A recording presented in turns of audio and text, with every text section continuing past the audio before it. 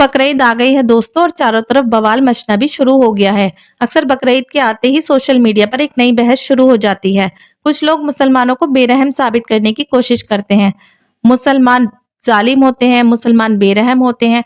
लेकिन आज बात हम कुछ फैक्ट्स और हकीकत की भी कर लेते हैं।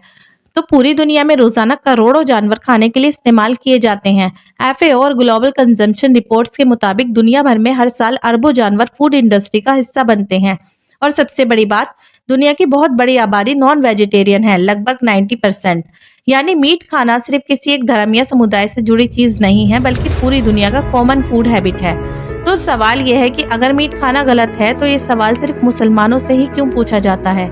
अब अपने भारत की बात कर लेते हैं।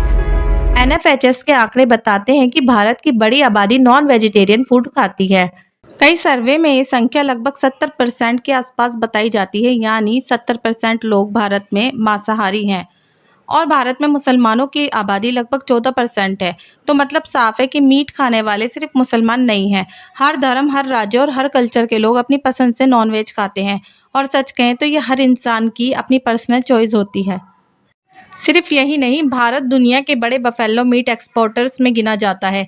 हर साल भारत से लाखों टन मीट दूसरे देशों में एक्सपोर्ट किया जाता है, जिससे अरबों डॉलर का व्यापार होता है। बड़े बड़े स्लॉटर हाउसेज और एक्सपोर्ट कंपनीज चल रही हैं।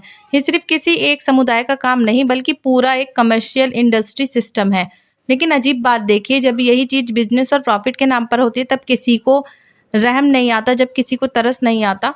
लेकिन जब एक मुसलमान साल में सिर्फ एक बार हजरत इब्राहीम अलैहिस्सलाम की सुन्नत को निभाते हुए कुर्बानी करता है और उसी गोश्त का बड़ा हिस्सा गरीबों और ज़रूरतमंदों तक पहुंचाता है, तब कुछ लोगों को अचानक इंसानियत याद आने लगती है।